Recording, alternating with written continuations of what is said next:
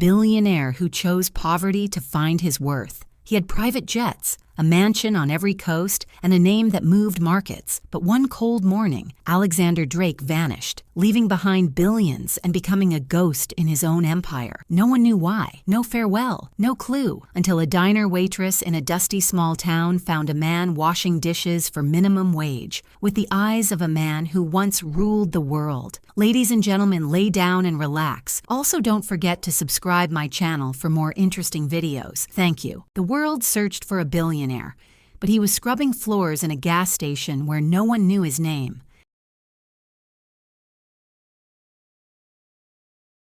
The morning Alexander Drake disappeared, the world shifted ever so slightly, just enough for the financial sector to panic, tabloids to erupt, and his board of directors to scramble like ants in a kicked nest. He was last seen at a gala, shaking hands with world leaders, kissing babies for photo ops, and smiling with that signature Drake charisma. The very next day, his penthouse lay vacant. His phone pinged once in Brussels, then went dark. His private jet remained grounded. There were no ransom notes, no signs of foul play, no farewell letter, just silence. But Alex hadn't been kidnapped. He hadn't been killed. He was very much alive, on his knees in a grimy corner store off Route 7, wearing a grease-stained apron and scrubbing floors that hadn't seen polish in years. He called himself Eli now. No last name, no backstory. The locals thought he was just another wanderer who'd stumbled into the town of Dunlow, population 918 on a good day. He had a quiet intensity about him, the kind that made people wonder if he'd been in the military or running from something. No one asked too many questions. Dunlow wasn't the kind of place where secrets mattered. Everyone had one. Eli worked at Joe's Gas and Grub, a rundown joint with flickering neon and a coffee machine that hissed like a dying cat. Joe paid cash under the table and didn't give a damn about references or resumes.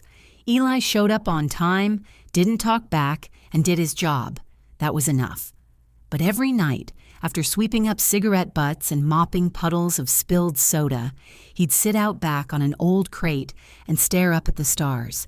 He'd trace constellations with his eyes and remember what it was like to own things, companies, skyscrapers, influence, and he'd remember how hollow it all felt in the end.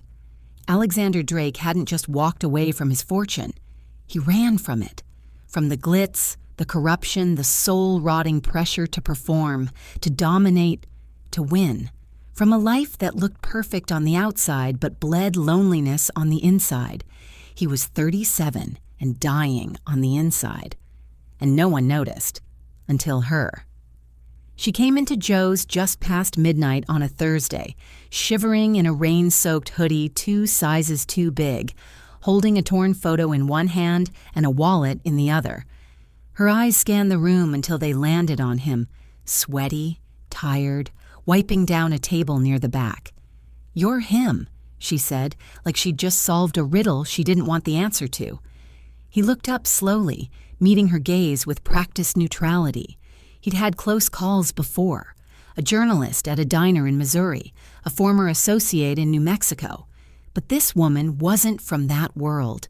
She had the look of someone who hadn't slept in days, and the voice of someone who'd lost more than she could bear.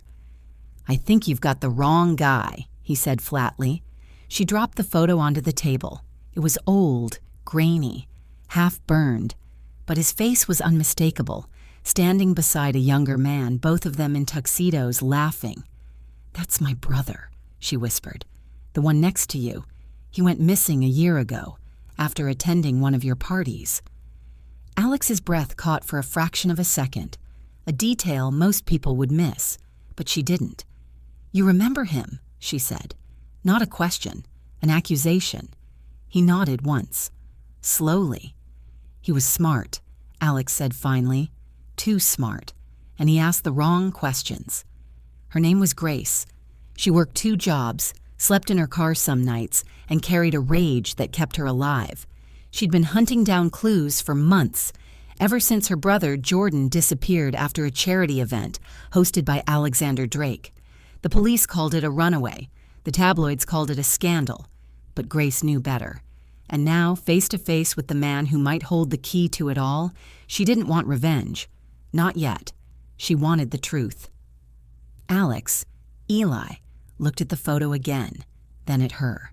She was nothing like the women he used to date. No designer clothes, no practiced smile, no hidden agenda. Just raw, honest desperation. "I didn't kill him," he said, voice barely above a whisper. "But I know who might have." Grace didn't blink. "Then we're not done here." And just like that, the man who had spent a year trying to disappear found himself being pulled back into the very world he had abandoned. He thought poverty had stripped him of everything, until the truth threatened to take even more. The next morning, Grace was waiting outside Joe's Gas and Grub before the sun had even climbed the hills. Her hoodie was gone, replaced by a borrowed jacket too thin for the biting wind, but her expression was steel. She didn't ask where Alex had slept. She didn't ask how a man once worth billions was now sweeping floors in a nowhere town. All she said was, "We're going back." Alex didn't argue. He packed a small canvas duffel, just a few changes of clothes, and an old photo he kept hidden under the cot in the store's back room. Then he climbed into Grace's rusted sedan, and together they left Dunlow behind, speeding toward the ghosts of a life he had buried. The closer they got to the city, the more the mask returned. Not arrogance. Alex had long since burned that away, but the calm, calculating stillness of a man who knew how to survive in rooms filled with sharks. Grace watched him from the driver's seat, jaw clenched. "You know who did it, don't you?" she asked as they passed the city limits. He didn't answer right away. "It was Marcus," he said finally. Grace's knuckles tightened on the wheel. "The CFO? Your brother?" "My adopted brother," Alex corrected. "But yes, Marcus always played second. I built the empire, but he wanted it more. Jordan figured out something about a shell company. Money laundering, political bribes, stuff I didn't even know about. I told Marcus to clean it up. Instead, he made sure Jordan disappeared." Grace's silence was deafening. When she finally spoke, her voice shook. "And you did nothing?" "I walked away," Alex said bitterly. "I thought walking away would destroy him, but it didn't. He just took everything I left behind." They drove the rest of the way in silence. Alex hadn't set foot in his penthouse in over a year. The key code still worked. The marble floors still gleamed. The cold air smelled like lemon polish and loneliness. Grace wandered through the rooms like a ghost, touching nothing. "What are we looking for?" she asked. "Proof," Alex said, "and maybe a little justice." He took her to the study, a place lined with first editions and stocked with whiskey he no longer drank. Behind the largest bookcase was a biometric safe, one fingerprint, one retinal scan. It opened with a heavy sigh and revealed a ledger, a hard drive, and a folder marked Indigo Path. Grace flipped through the pages. Wire transfers, offshore accounts, memos with Jordan's name scrawled in red ink. "This is it," she whispered. "This is everything." "No," Alex said. "This is the beginning." They went public the next day. The press conference wasn't held at a hotel ballroom or a luxury tower. It happened on the steps of a crumbling courthouse downtown, with only a handful of reporters present. Alex stood beside Grace wearing jeans and a wrinkled shirt. No PR team, no bodyguards, just the truth. "My name is Alexander Drake," he began, his voice steady, "and I let evil grow in my house while I looked the other way." He laid it all out. Marcus's crimes, the bribes, the missing money, the disappearance of Jordan Walker.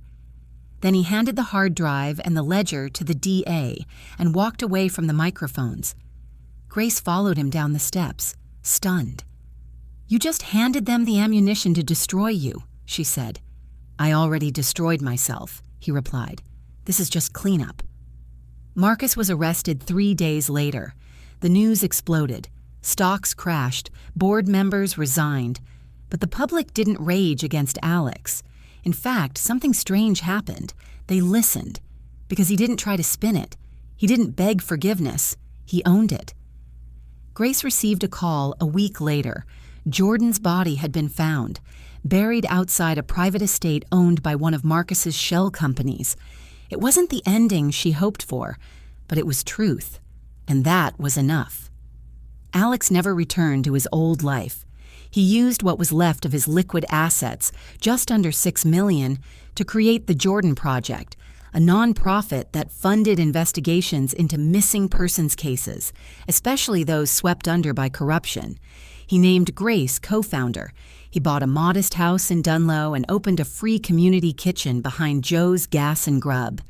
Most nights, he still swept floors. It grounded him. Grace visited often, sometimes to work, sometimes just to sit beside him in silence. One evening, as the sun bled into the horizon, she asked him, "Do you ever miss it?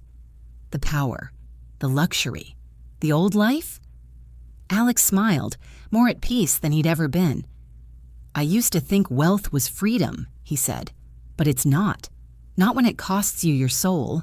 I had to lose everything I built to find out who I really was, and in the end, that man is worth more than all the billions I left behind." Alexander Drake didn't vanish to escape guilt. He disappeared to find something he never had. Worth without wealth